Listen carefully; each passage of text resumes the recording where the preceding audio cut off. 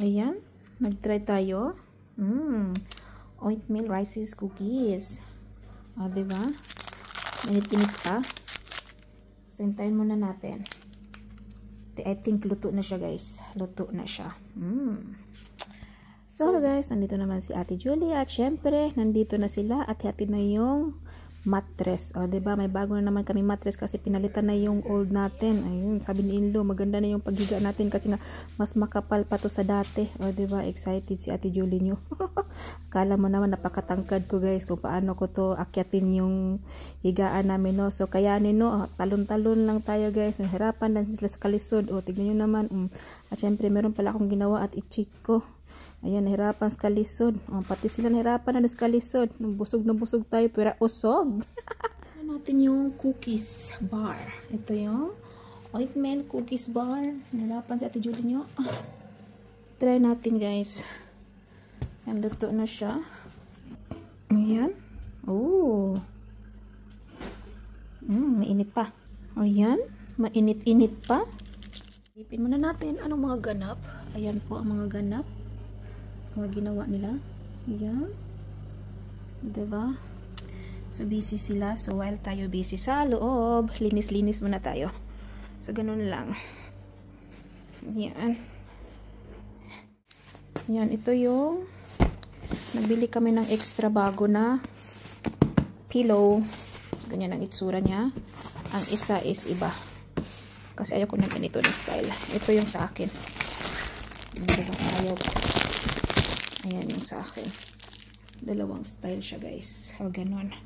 So, lagay muna natin sa taas. Siyempre, akyat muna tayo sa taas. So, syempre, exercise in disguise lang tayo, no? Up and down. Kanina pa ako, guys, hanggang napagod tayo. Pero okay lang, exercise pa rin, ha?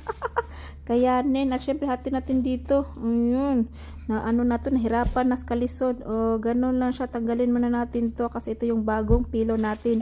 So, yung luma, taguin ko muna kung saan ko ilagay, no? Kung hindi, papadala ko sa Pilipinas yung isa. Ganun, para meron naman pag uwi namin, meron kaming magamit doon, guys. Kaloka. And nahilo na sa Ate Julie nyo. At syempre, kailangan natin gawin to para mamaya is ready ng higain. Ganun lang siya. Maganda yung bagong pillow ngayon kasi mas comfortable tayo nito, guys. I-press natin. Itatry lang natin, ganun. So, ayan siya, mga ka-people. Ano natin? Ayan, makapal na siya. Wow. O, diba? Makapal. Ganyan po siya kakapal. Ganyan na ganyan. Kasi before, yung isa, yung old dito lang. So, ngayon, nadadagdagan. Ay, ang ganda nito. Ang ganda ng bago. Mahirapan na naman si Ate Julie nyo. Aakyat. Kasi alam nyo naman, hindi naman ako masyadong malaki, no? Ayan po siya. Wow. Ang ganda, guys. Ayan. Ang ganda ng pagkaano niya. O, diba? So, i-cover natin to. Mag-cover tayo, guys. So, I think, pag nadumihan to, ayan, pwede siyang malabhan. We will see. Ayan, yung bago. Pwede din malabhan. Parang, lagyan na lang ng cover. Ganyan siya. Ay, pwede siyang pwede siyang malabhan. Nakita nyo. Pwede siyang malabhan, guys, gaya ng yung dati.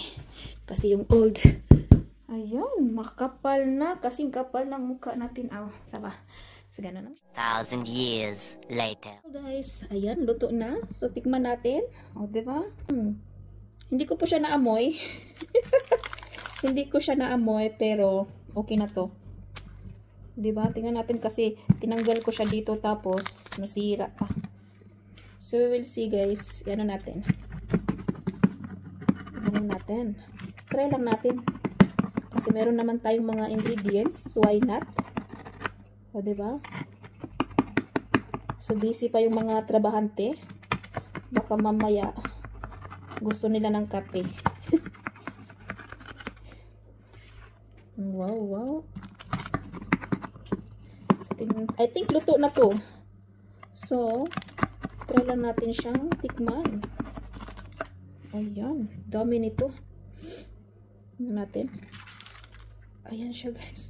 Ewan ko kung tama ba yung pag-alagay natin ng ingredients, pero I think tama naman.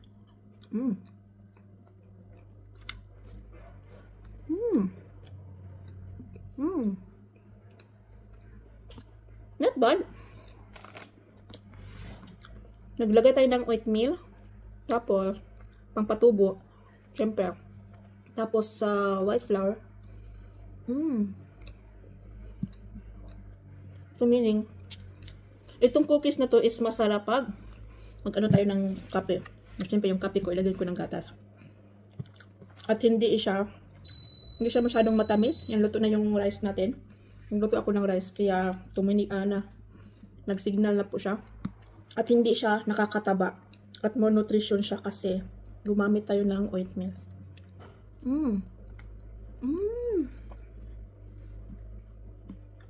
Okay siya, ha? Promise. Ayun, cookies. Siguro kulang lang siya ng